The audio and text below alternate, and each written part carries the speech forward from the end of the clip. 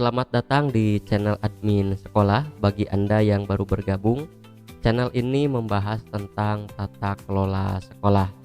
Nah, di video kali ini kita akan membahas tentang dokumen fisik yang masih diperlukan sekolah di era digitalisasi. Meskipun kita semua tahu di era digitalisasi ini kita dituntut harus serba online. Meskipun begitu, dokumen fisik tetap diperlukan kaitannya untuk legalitas dan juga sebagai backup data. Nah, apa saja dokumen fisik yang masih diperlukan? Mari kita bahas sama-sama.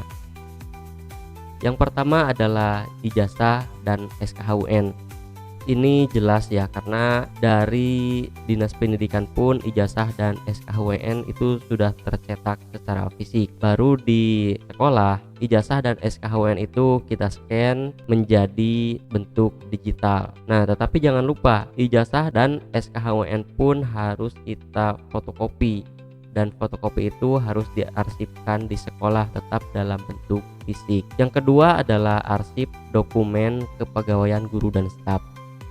Nah, ini penting ya, mulai dari buku induk kepegawaian, SK pengangkatan, surat tugas, berkas CPNS dan lainnya. Dan lainnya di sini juga termasuk berkas kepegawaian guru dan staf saat mereka melamar ke sekolah. Yang ketiga adalah buku induk siswa. Karena di dalam buku induk ini tercantum lengkap riwayat siswa, mulai dari siswa tersebut mendaftar ke sekolah ini, terus di kelas berapa, di kelas apa dia terdaftar, mutasi dan lain sebagainya itu tercatat di buku induk siswa. Dan ini harus berbentuk fisik dan disarankan buku induk ini ditulis tangan ya. Yang keempat adalah surat menyurat, penting dan bentuknya asli serta agenda surat masuk dan keluar. Nah, ini juga harus ada dokumen fisiknya.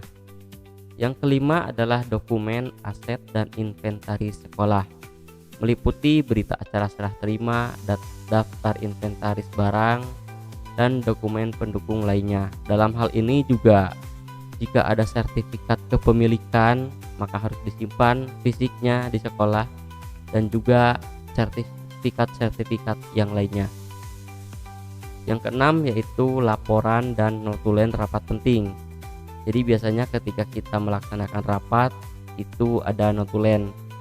Nah, buku notulen yang ditulis tangan itu harus diarsipkan dan disimpan dengan sebaik-baiknya jika ada audit atau klarifikasi dari sebuah kebijakan yang dihasilkan dari sebuah rapat. Yang ketujuh adalah buku perpustakaan cetak.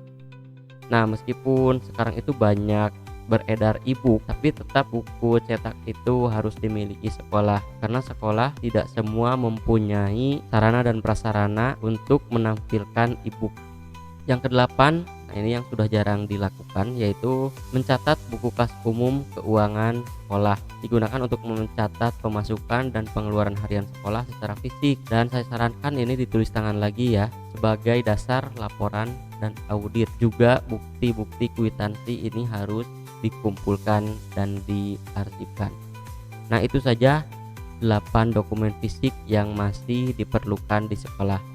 Semoga menambah wawasan kita. Jika video ini bermanfaat, silahkan like dan subscribe. Terima kasih.